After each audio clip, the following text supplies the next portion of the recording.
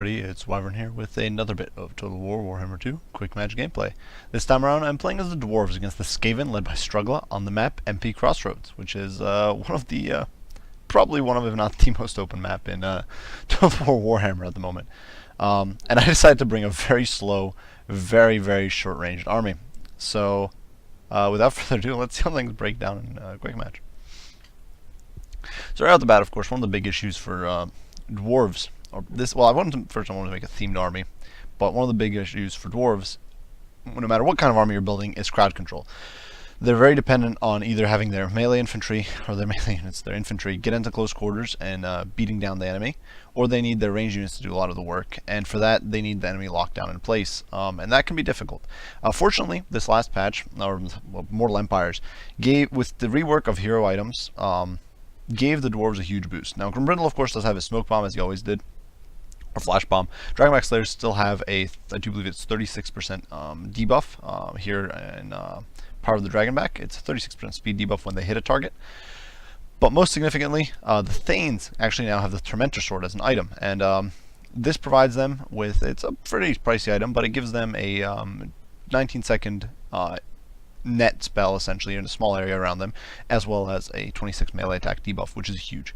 And you can bring two Thanes, of course. So I did bring, for this build, I decided to bring them, and I'm hoping, and of course with Skaven, capable of bringing lots of monsters, doom meals, all sorts of stuff like that. That is all a nightmare for dwarves, so I try to build around it, around countering it.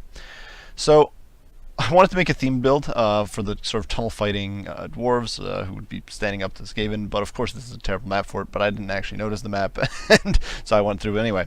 For my lord, of course, I picked Grombrindle, and this is largely for the flash bomb, but also just because Grombrindle is an amazing close quarters combatant with really high stats all over. There's nothing really bad about him except high cost.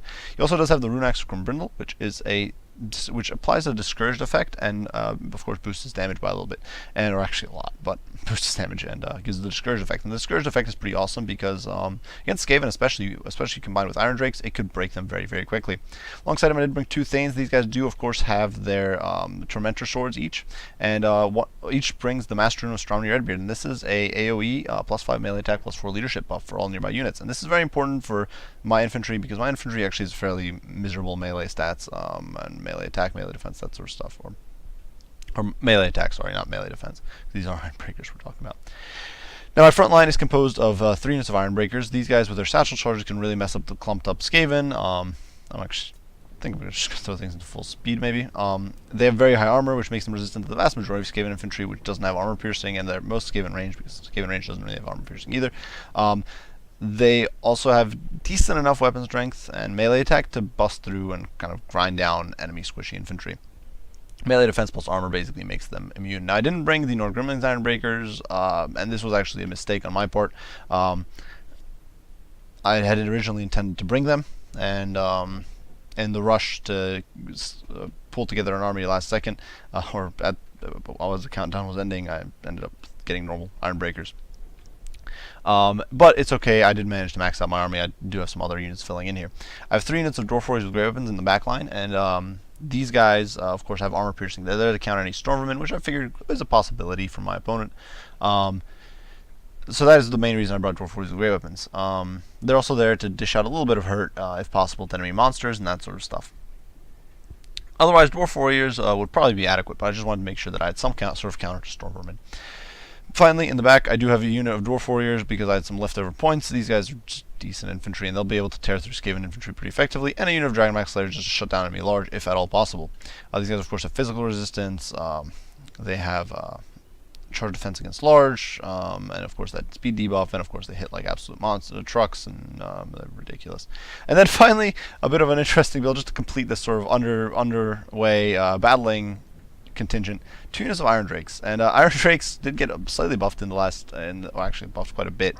They now apply the burned debuff, or burned effect, which lowers enemy leadership by 8. They do fire damage, which is generally pretty irrelevant against Skaven, but they have very high fire resistance, also pretty relevant against Skaven, very short range, but they do a lot of damage, and against squishy targets like Skaven, they should burn through them very quickly, especially clan rats or Skaven slaves. Now my opponent went very wide and very cheap on his front line. For his lord, he did pick Skrulk with, I do believe, most of his spells, and both the Liber Bubonicus as well as the Rod of Corruption. The Liber Bubonicus is basically a very, very powerful Spirit Leech on a long cooldown, and Rod of Corruption is just an AoE damage spell that can do pretty decent amounts of work. For his front line, my opponent just brought a horde of Skaven slaves. These guys are backed up by some Clan Rat spears out on the flanks. A bit of an interesting choice given that dwarves don't have large. Clan Rats might have been a better choice. Then some units of Clan Rats behind that for my opponent. Some Storm Vermin with Halberds, another interesting choice. These guys do have armor piercing, which I think is the main reason my opponent brought them, because normal Storm Vermin do not have armor piercing. But nonetheless, their bonus against large is going to make them a little susceptible here. Or make them a little less effective here. Behind that, Plague Monk Sensor Bearers, these guys of course do have the Discouraged effect. But magic damage means that they will be doing less hurt to the dwarves than they otherwise would be with their armor piercing. Now you can see my opponent is trying to snipe away with this Warp Lightning Cannon, which he does have. He has 2 units of Poison Wind Globadiers. Now, Death Globe Globadiers are the ones you want to bring, in my opinion. Poison Wind Globadiers are not bad, but they rely a lot on their bonus against large to do extra damage. But with magic, they're not going to do that much to dwarves because their attacks are magical and their attack per hit is not great. There's not that many of them in the unit either. While they do have good armor, they don't really have that much splash. I think this my opponent would have been better off bringing Death Globe Globadiers, but we'll definitely see how these guys perform in the combat. Otherwise, these guys are very tanky, and I don't really have anything to kill them fast because they can just hide in the back line. Then finally, my opponent does have a Warp Lightning Cannon here, which is sniping away at me and forcing me to close the distance. It does very immense amounts of work. This is definitely a bit of an interesting army, given that this is a much more a lot of these units are a bit anti-large oriented, and it's against dwarves. But the Warp Lightning Cannon is definitely doing some hurt. I picked off a few models on my Dwarf Warriors and misses the Ironbreakers here by a hair, which is definitely fortunate for me. Now, my opponent's backline is actually composed, though, of some pretty powerful units against dwarves. He's brought a Hell Pit Abomination, which is really, really potent. It does have regeneration, which will make it potentially more susceptible to Iron Drakes. You can see another shot of Warp Lightning over there. He has the Ironbreakers. I do believe his Dwarf Warriors great weapons. Hurts him a little bit, but nothing too tragic just yet. But you can see, just because they're so slow, they're struggling to get into position. And they are already getting a little tired just from walking this far. You can see the Iron Drakes are winded. These guys are down to active from fresh, which is definitely a bit of a problem. You see the Iron Drakes take another huge hit, or Iron Breakers here take another huge hit here.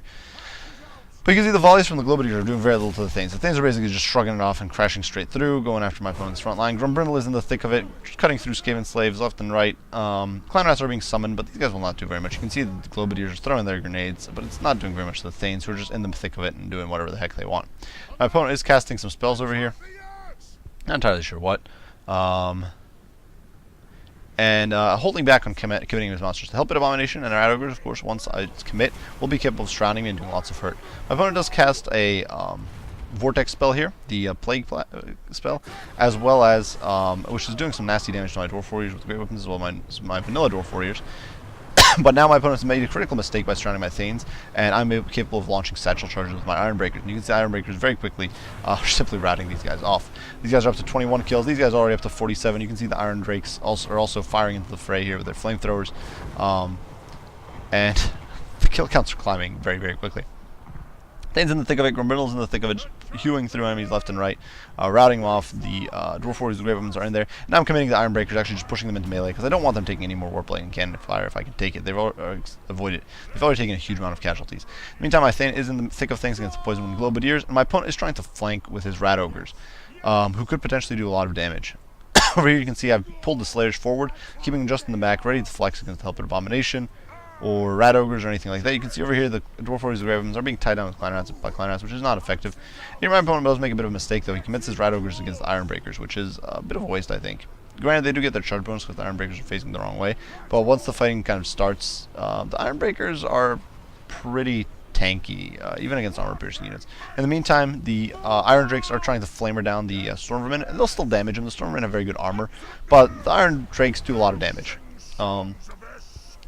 And you can see the Warp Lightning Cannon, though, is still firing away, doing some nasty amounts of work. The Hell Pit Abomination has kind of plowed through and gone after my Iron Drakes, but you can see my Slayers are surrounding it, and it doesn't have this comparable splash to, say, the Mammoth. So it's not really going to be able to win this fight here. You can see these these Rat Ogres, though, are committing into the fight here against the Dwarf Warriors with great weapons, and they will cut through them very, very quickly. This is going to be a very bad fight for me. Unfortunately, these Plague Monk Sensor Bearers, unfortunately for my opponent, are getting destroyed by the Iron Breakers in a very, very tough fight. These guys have very low armor, and rely a lot on their physical resistance. And of course, that is simply not going to, and it's simply not going to help me that much against Ironbreakers, who are more meant to counter squishy infantry. Over here, the clan rats are routing, as are my dwarf warriors with great weapons, but the Ironbreakers are still around kicking. Of course, flamethrower fire does very little to Ironbreakers, basically invulnerable. Thane over here, still doing great. You can see some of these units are coming back in, but you can see the dwarf warriors are around kicking, had a pretty high amount of kills. Unfortunately, my Irondrakes are being attacked here by Skrulk, as well as a blob of clan rats. And while Irondrakes are fairly tanky and fairly hard to kill by low-end infantry like clan rats, and even in melee, because of their armor, the Skrulk will hurt them very, very badly and can quickly tear them down. Unfortunately for my opponent, though, this unit of Irondrakes over here is still very much around and kicking, and they simply immolate this group of clan rats. Meantime, over here in the center of the blob, I'm hitting my opponent with Tormentor Sword, just trying to debuff his troops. Over here, you can see the poor Helpit Abomination has gone down, having been tag teamed by Grumbrindle with Flash Bomb, as well as the actually looking, there we go, Grumbrindle's fighting Skrulk now, but he got tag teamed by Grumbrindle as well as the Dragonback Slayers, who are now over here hewing their way through the Rat Ogres and clan rats. Clan rats will not perform very well against dwarves.